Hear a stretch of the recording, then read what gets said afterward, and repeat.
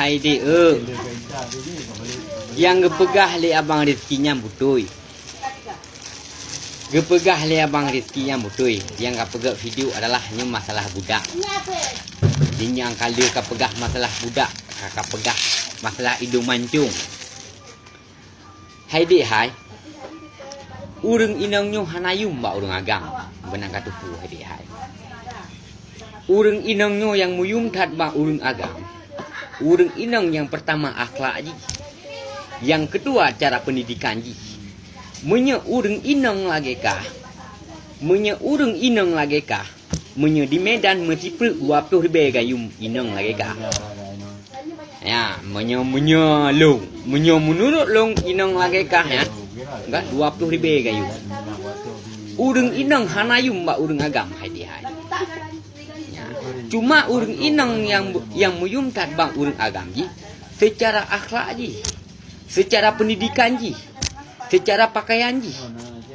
Ya, pulam getanya urang Aceh adalah urang Aceh yang nama marwah. Ya, marwah urang Aceh, marwah menutup aurat. Ya.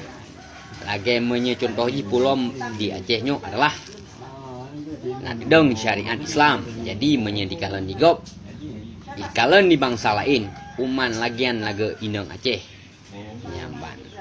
Sedangkan di Aceh adalah tedeng hukum syariat Islam. Tapi pakon ke urang inang pakaian lagian.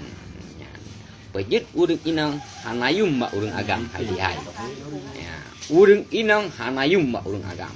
Urang inang yang muyum kat ba urang agam secara pendidikan ji, akhlak ji. Menurut long ku kalan kahnya. Enggak, inang lagi kah mtipu nan dah lu. Mai lah nah. Madang si putih mendang kaju.